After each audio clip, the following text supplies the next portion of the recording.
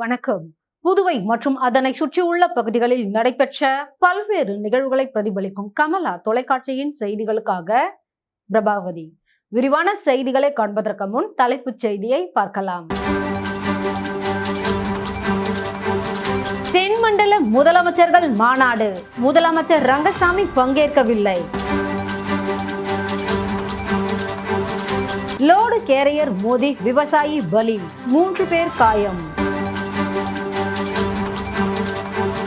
பால் கொள்முதல் விலையை உயர்த்த வலியுறுத்தி கறவை மாடுகளுடன் பேரணி, சட்டசபை முன்பு பாலை தரையில் ஊற்றி அரசுக்கு எதிர்ப்பு.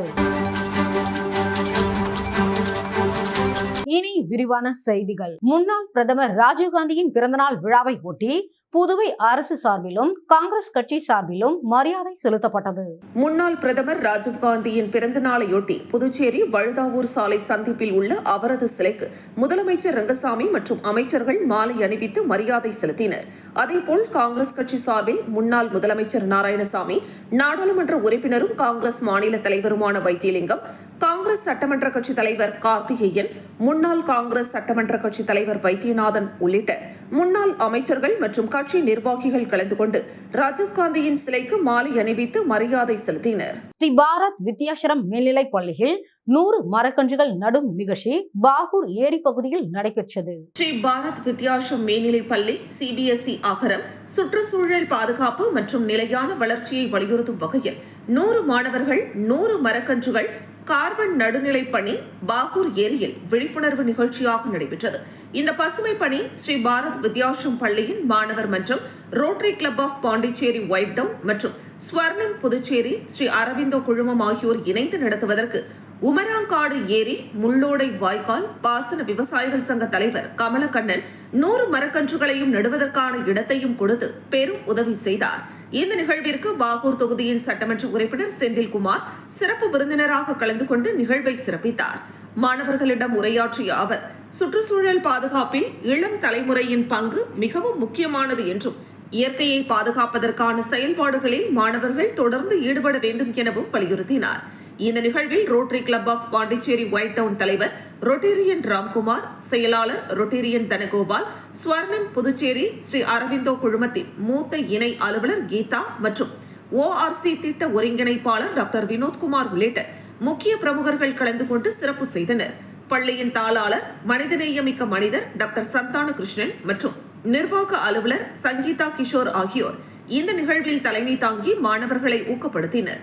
பள்ளி முதல்வர் டாக்டர் சாந்தி ஜெயசுந்தர் சிறப்பு விருந்தினர் மற்றும் முக்கிய பிரமுகர்களை வரவேற்று சிறப்பு செய்து சுற்றுச்சூழல் பாதுகாப்பில் மாணவர்களின் பங்களிப்பின் முக்கியத்துவத்தை எடுத்துரைத்தார். சுற்றுச்சூழல் குறித்த விழிப்புணர்வை செயல்பாடுகளாக மாற்றி மாணவர்கள் இளம் சுற்றுச்சூழல் தூதுவர்களாக செயல்பட வேண்டும் என்றும் அவர் வலியுறுத்தினார். நிகழ்வின் முக்கிய அம்சமாக 100 மாணவர்கள் இணைந்து 100 மரக்கன்றுகளை பாகூர் ஏரி பகுதியில் நட்டனர். மாணவர்கள் நேரடியாக மரக்கன்றுகளை நட்டு அவற்றை பாதுகாக்கும் பொறுப்பையும் ஏற்றுக்கொண்டனர். இந்த நிகழ்ச்சிக்கான ஏற்பாடுகளை அருண்குமார், PGT இயற்பியல் ஆசிரியர் மற்றும் மாணவர் மன்றம் லுமினாவின் ஆலோசகர், பள்ளி மாணவர் மன்ற தலைவர், நிர்வாகிகள், உறுப்பினர்கள், பள்ளி ஒருங்கிணைப்பாளர்கள் மற்றும் அலுவலக ஊழியர்கள் சிறப்பான முறையில் செய்திருந்தனர். கோவளத்தில் நடைபெற்ற தென் மண்டல முதலமைச்சர்கள் மாநாட்டில் புதுச்சேரி துணைநிலை ஆளுநர் கைலாசநாதர் பங்கேற்ற நிலையில் முதலமைச்சர் ரங்கசாமி பங்கேற்கவில்லை. கோவளத்தில் தென் மண்டல முதலமைச்சர்கள் மாநாடு இன்று நடைபெற்றது. இதனையடுத்து புதுச்சேரி முதலமைச்சர் ரங்கசாமி மற்றும் புதுச்சேரி துணைநிலை ஆளுநர் கைலாஷ்நாதன் ஆகியோர் பங்கேற்க உள்துறை அமைச்சகம் அழைப்பு வழங்கியுள்ளது. இந்த நிலையில் புதுச்சேரி முதலமைச்சர் ரங்கசாமி பங்கேற்கவில்லை என முதலமைச்சர் அலுவலகம் தெரிவித்துள்ளது. முதலமைச்சர் ரங்கசாமி பங்கேற்காத நிலையில் துணைநிலை ஆளுநர் கைலாஷ்நாதன் இதில் பங்கேற்பார் என துணைநிலை ஆளுநர் அலுவலகம் தெரிவித்துள்ளது. சுரக்ஷா சேவா சமூக அமைப்பின் மூலமாக பயிற்சி பெற்ற 10 மாணவர்கள் இந்திய ராணுவ பணிக்கு தேர்வாகி உள்ள நிலையில் தேர்ச்சி பெற்றவர்களுக்கு பாராட்டு விழா மற்றும் சுரக்ஷா சேவா சமூக அமைப்பின் தனித்துவம் வாய்ந்த பாடல்கள் மற்றும் கொடி அறிமுகப்படுத்தும் விழா சோரப்பட்டு கிராமத்தில் நடைபெற்றது. மத்திய அரசு மூலமாக இந்திய ராணுவ பணிக்கான தேர்வு கடந்த சில நாட்களுக்கு முன்பு நடைபெற்றது. இதில் புதுச்சேரி மாநிலம் விநாயகம்பட்டு கிராமத்தில் முன்னாள் ராணுவ வீரரும் சுரக்ஷா சேவா சமூக அமைப்பின் தலைவருமான பிரகாசம் விநாயகப்பட்டு, சோரப்பட்டு, செல்லிப்பட்டு அதனை சுற்றியுள்ள பகுதிகளை சேர்ந்த மாணவர்களுக்கு இலவச பயிற்சி மற்றும் பல்வேறு அரசு தேர்வுகளுக்கு பயிற்சி அளித்து வருகிறார். அதன் அடிப்படையில் சுரக்ஷா சேவா சமூக அமைப்பில் பயிற்சி பெற்று வந்த 10 மாணவர்கள் ராணுவ பணிக்கு தேர்வாகியுள்ள நிலையில் அவர்களுக்கான பாராட்டு விழா மற்றும் சுரக்ஷா சேவா சமூக அமைப்பின் சார்பில் உருவாக்கப்பட்ட கொடி அறிமுகப்படுத்தும் விழா மற்றும் தனித்துவம் வாய்ந்த சுரக்ஷா சேவா சமூக அமைப்பிற்கென உருவாக்கப்பட்ட பாடல் வெளியீட்டு விழா மற்றும் மரக்கன்றுகள் நடும் விழா சோரப்பட்டு கிராமத்தில் நடைபெற்றது. இந்த நிகழ்ச்சியின் சிறப்பு விருந்தினர்களாக கலந்து கொண்ட வில்லியனூர் துணை வட்டாட்சியர் தமிழரசு, உழவர்கரை துணை வட்டாட்சியர் சிவமணி, முன்னாள் விமானப்படை வீரர் பாண்டியன், முன்னாள் ராணுவ வீரர் பூமிநாதன், முன்னாள் கிராம பஞ்சாயத்து தலைவர் காளிதாஸ், முக்கிய பிரமுகர்கள் நாகராஜ், பிரேம், கார்த்தி, ஈழவளவன், விஜயன், பழனிவேலு, பெரியசாமி, சுவாமிநாதன், தண்டபாணி, முருகன், பாலகுமார், திருமுருகன், ரங்கசாமி மற்றும் அமைப்பில் பயிற்சி பெற்று வரும் மாணவர்கள் மற்றும் பெற்றோர்கள் முன்னிலையில் கொடியேற்றி பாடல் வெளியிடப்பட்டது. அதனைத் தொடர்ந்து ராணுவ பணிக்கு தேர்வாகியுள்ள 10 வீரர்களுக்கு சான்றிதழ் மற்றும் நினைவு கேடயம் வழங்கி கௌரவிக்கப்பட்டனர்.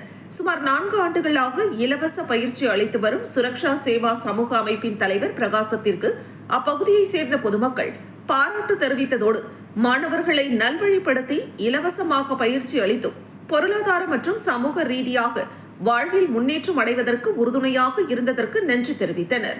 மேலும் இந்த அமைப்பின் மூலமாக இதுவரை சுமார் 75 பேர் மத்திய அரசு, தமிழ்நாடு அரசு, புதுச்சேரி அரசுகளில் பல்வேறு துறைகளுக்கு பணிக்கு சென்றுள்ளனர் என்பது குறிப்பிடத்தக்கது. குமரகுரு பள்ளம் அடுக்குமாடி குடியிருப்பு அருகே 100க்கும் மேற்பட்ட காலாவதியான பால் பாக்கெட்டுகள் குப்பை தொட்டியில் வீசப்பட்டுள்ள சம்பவம் அதிர்ச்சியை ஏற்படுத்தி உள்ளது.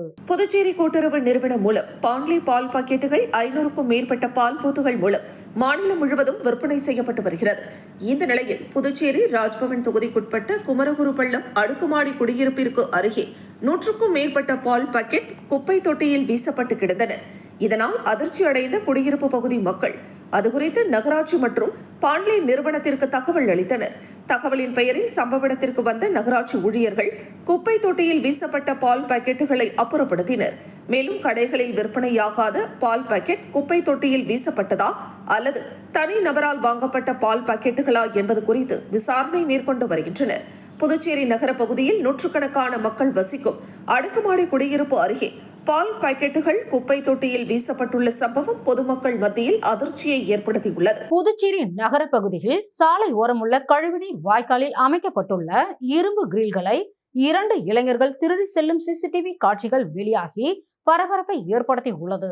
புதுச்சேரி நகர பகுதிகளில் சாலையோரம் மற்றும் குடியிருப்புகளில் இருந்து வெளியேறும் கழிவுநீர் செல்லும் வாய்க்கால்களின் மேல் இரும்பு கிரில்கள் அமைத்து வாய்க்கால்கள் மூடப்பட்டுள்ளது.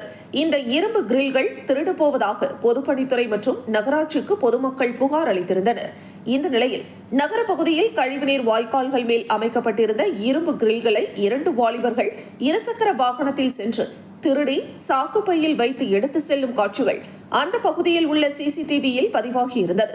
சிசிடிவி காட்சிகளின் அடிப்படையில் இரும்பு கிரில்களை திருடி செல்லும் இளைஞர்களை அடையாளம் காணும் பணியில் காவல்துறையினர் ஈடுபட்டுள்ளனர்.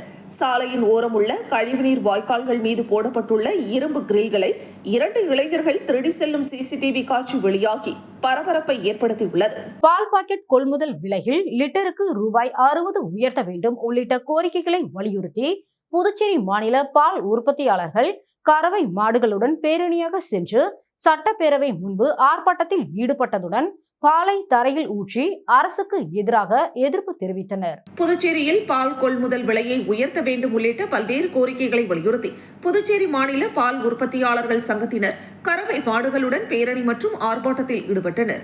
அண்ணா சிலையிலிருந்து தொடங்கிய பேரணி சட்டப்பேரவை முன்பு நிறைவடைந்தது. அங்கு பால் உற்பத்தியாளர்கள் தங்களது கோரிக்கைகளை வலியுறுத்தி போராட்டத்தில் ஈடுபட்டதுடன் பாலை தரையில் ஊற்றி எதிர்ப்பை வெளிப்படுத்தினர். பாலுக்கான கொள்முதல் விலையை ஆதார விலையாக லிட்டருக்கு 60 ரூபாயாக உயர்த்தி வழங்க வேண்டும். தீவன மானியத்தை நேரடியாக வங்கி கணக்கில் வழங்குவதற்கு பதிலாக பாண்லே தீவன ஆலை மூலம் மாதந்தோறும் மானிய விலையில் தீவனம் வழங்க வேண்டும். பாலுக்கு லிட்டருக்கு 5 ரூபாய் ஊக்கத்தொகை வழங்க வேண்டும். குலுக்கல் முறையில் தேர்வு செய்யப்பட்ட 500 கறவை மாடுகளை உடனடியாக வழங்க வேண்டும் என்பன உள்ளிட்ட கோரிக்கைகளை அவர்கள் முன்வைத்தனர். போராட்டத்திற்கு சங்க செயலாளர் அன்புமணி தலைமை தாங்கினார். சங்க மாநில பொதுச் செயலாளர் பெருமாள் கண்டன உரையாற்றினார். பால் உற்பத்தியாளர்களின் வாழ்வாதாரத்தை பாதுகாக்கும் வகையில் அரசு தங்களது கோரிக்கைகளை உடனடியாக நிறைவேற்ற வேண்டும் என போராட்டத்தில் வலியுறுத்தப்பட்டது.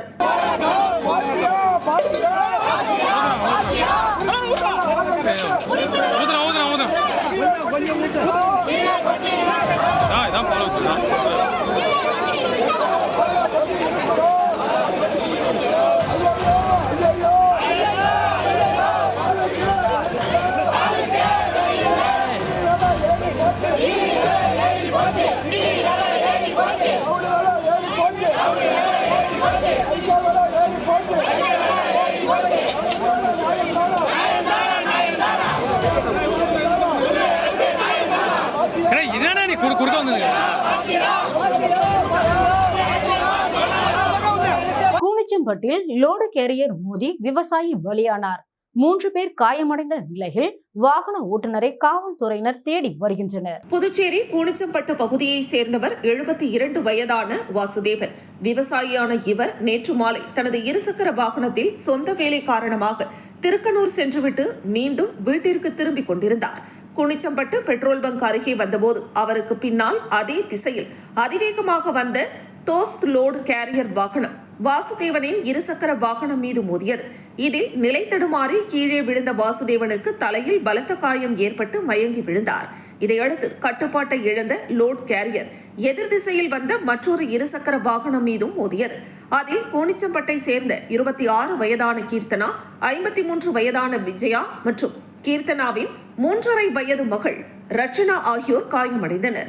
அங்கிருந்தவர்கள் காயமடைந்தவர்களை மீட்டு மருத்துவமனைக்கு அனுப்பி வைத்தனர். ஆனால் வாசுதேவன் மருத்துவமனைக்கு கொண்டு செல்லும் வழியிலேயே உயிரிழந்ததாக மருத்துவர்கள் தெரிவித்தனர்.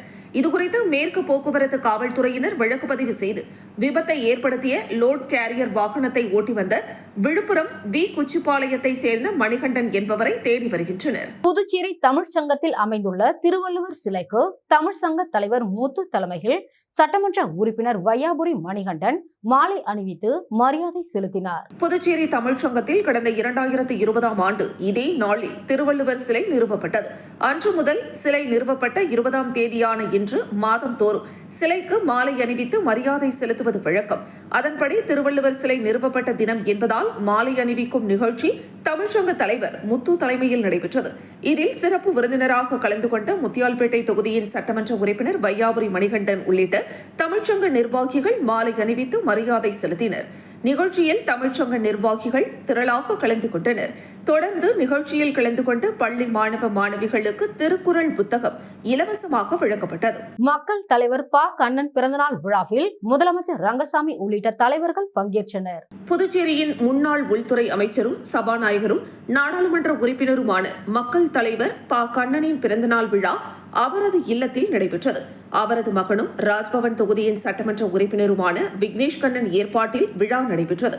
விழாவில் முதலமைச்சர் ரங்கசாமி, இடைக்கால சபாநாயகர் அன்பழகன், அமைச்சர்கள் ராஜவேலு, டி.பி. சிவக்கொழுந்து, திமுக மாநில அமைப்பாளர் சிவா, எதிர்க்கட்சித் தலைவர் AMH நாஜிம் உள்ளிட்டோர் கலந்து கொண்டனர். மேலும் திமுக சட்டமன்ற உறுப்பினர்கள் செந்தில்குமார், செந்தில் என்கிற ரமேஷ், கார்த்திகேயன், NR காங்கிரஸ் சட்டமன்ற உறுப்பினர்கள் AKD ஆறுமுகம், ஐயப்பன், அழகு என்கிற அழகானந்தம், ரவிக்குமார், மோகன்தாஸ் மற்றும் முன்னாள் அமைச்சர் SP சிவக்குமார் உள்ளிட்டோர் பங்கேற்றனர். முன்னாள் சட்டமன்ற உறுப்பினர்கள் ரத்னம் என்கிற மனோகர், அனிபால் கென்னடி, நந்தா சரவணன், கோபால் உள்ளிட்ட திமுக மாநில நிர்வாகிகள், ப. கண்ணனின் ஆதரவாளர்கள் மற்றும் ஆயிரக்கணக்கான பொதுமக்களும் விழாவில் கலந்து கொண்டனர். விழாவில் பங்கேற்றவர்கள் மக்கள் தலைவர் ப. கண்ணனின் திருவுருவ படத்திற்கு மலர் தூவி மரியாதை செலுத்தினர். தொடர்ந்து விழாவில் கலந்து கொண்ட பொதுமக்களுக்கு மதிய உணவு வழங்கப்பட்டது. திண்டிவனம் புனித அன்னாள் மேல்நிலைப் பள்ளியில் 2025-26ஆம் ஆண்டு பொதுத் தேர்வில் சிறந்த மதிப்பெண்கள் பெற்ற மாணவர்களுக்கு பரிசுகள் வழங்கப்பட்டது. விழுப்புரம் மாவட்டம் திண்டிவனம் புனித அன்னாள் மேல்நிலைப் பள்ளியில் 2025-2026ஆம் ஆண்டு 12ஆம் வகுப்பு பொதுத் தேர்வில் இயற்பியல் மற்றும் வேதியியல் ஆகிய பாடங்களில் முதலிடம் பெற்ற மாணவன் பிரதீப்புக்கு மேனாள் இயற்பியல் ஆசிரியர் மரிய சூசை அவரது குடும்பத்தார் சார்பில் தொடர்ந்து 20வது ஆண்டாக தங்க நாணயத்தையும், வேதியியல் பாடப்பிரிவு சார்பில் உதவி தலைமை ஆசிரியர் முனைவர் பொன் பாக்கியநாதன் சார்பில் ஊக்கத்தொகை மற்றும் கேடயம் மற்றும் இயற்பியல் ஆசிரியர் ஜேம்ஸ் சார்பில் ஊக்கத்தொகையினை தலைமை ஆசிரியர் ஜான் போஸ்கோ தலைமை தாங்கி வழங்கினார். இதில் பள்ளியின் ஆசிரியர்கள், ஓய்வு பெற்ற ஆசிரியர் சிவகுமார் உள்ளிட்ட பலர் கலந்து கொண்டனர். இதேபோல் கணினி பாடப்பிரிவில் முதலிடம் பெற்ற மாணவன் சிவராமனுக்கு ஓய்வு பெற்ற கணினி ஆசிரியர் சிவகுமார் ஏற்பாட்டில் ஊக்கத்தொகையினை தலைமை ஆசிரியர் ஜான் போஸ்கோ வழங்கி பாராட்டினார். திண்டிவனம் அடுத்த சோழியா சொர்க்குளம் குழந்தை வடிவ ஐயனாரப்பன் கோவிலில் 501 பால்குட ஊர்வலம் நடைபெற்றது. விழுப்புரம் மாவட்டம் திண்டிவனம் அடுத்த சோழிய சொர்க்குளம் கிராமத்தில் அமைந்துள்ள குழந்தை வடிவ ஐயனார் கோவிலில் ஒவ்வொரு ஆண்டும் பால்குட ஊர்வலம் நடைபெறும். அதேபோல் இந்த ஆண்டு 501 பால்குட ஊர்வலம் நடைபெற்றது. விரதம் இருந்து காப்பு கட்டி கொண்ட பக்தர்கள் அப்பகுதியில் உள்ள முருகன் கோவிலில் இருந்து ஊர்வலமாக பால்குடங்களை தலையில் சுமந்து நகர வீதிகளின் வழியாக ஐயனார் கோவிலை வந்தடைந்தனர். பின்னர் பக்தர்கள் சுமந்து வந்த பாலை குழந்தை வடிவாக காட்சியளிக்கும் ஐயனாருக்கு அபிஷேகம் செய்தனர். இதில் திரளான பக்தர்கள் கலந்து கொண்டு சுவாமி தரிசனம் செய்தனர். திண்டிவனம் அருகே ரயில் பாதையை கடக்க முயன்ற நாடக கலைஞர் ரயில் மோதி சம்பவ இடத்திலேயே உயிரிழந்தார். விழுப்புரம் மாவட்டம் திண்டிவனம் அடுத்த சிங்கனூர் பகுதியை சேர்ந்த தனசிங் என்பவரது மகன் 41 வயதான சுப்பிரமணி தெருக்கூத்து மற்றும் நாடகங்களில் பெண் வேடமிட்டு நடிப்பவர். இந்த நிலையில் நேற்று மாலை அப்பகுதியில் உள்ள ரயில்வே தண்டவாளத்தை கடக்க முயன்றார். அப்போது சென்னையிலிருந்து மதுரை நோக்கி சென்ற வைகை அதிவிரைவு ரயில் மோதியதில் தூக்கி வீசப்பட்ட சுப்பிரமணி சம்பவ இடத்திலேயே உயிரிழந்தார். இதுகுறித்து தகவல் அறிந்து சம்பவ இடத்திற்கு விரைந்து வந்த ரயில்வே பாதுகாப்பு படை காவல்துறையினர் பிரேதத்தை கைப்பற்றி உடற்கூறு ஆய்விற்காக அரசு மருத்துவமனைக்கு அனுப்பி வைத்தனர். மேலும் இதுகுறித்து விசாரணை மேற்கொண்டு வருகின்றனர். இறந்த சுப்பிரமணிக்கு மனைவி மற்றும் 18 வயதில் மகன், 16 வயதில் மகள் உள்ளனர் என்பது குறிப்பிடத்தக்கது. மீண்டும் தலைப்புச் செய்திகள். தென்மண்டல முதலமைச்சர்கள் மாநாடு, முதலமைச்சர் ரங்கசாமி பங்கேற்கவில்லை. லோடு கேரியர் மோதி விவசாயி பலி, 3 பேர் காயம். பால் கொள்முதல் விலையை உயர்த்த வலியுறுத்தி கறவை மாடுகளுடன் பேரணி, சட்டசபை முன்பு பாலை தரையில் ஊற்றி அரசுக்கு எதிர்ப்பு. இத்துடன் செய்திகள் நிறைவடைகிறது. செய்திகளை உடனுக்குடன் தெரிந்து கொள்ள கமலா தொலைக்காட்சி சமூக வலைதளத்தை பின்பற்றவும். நன்றி, வணக்கம்.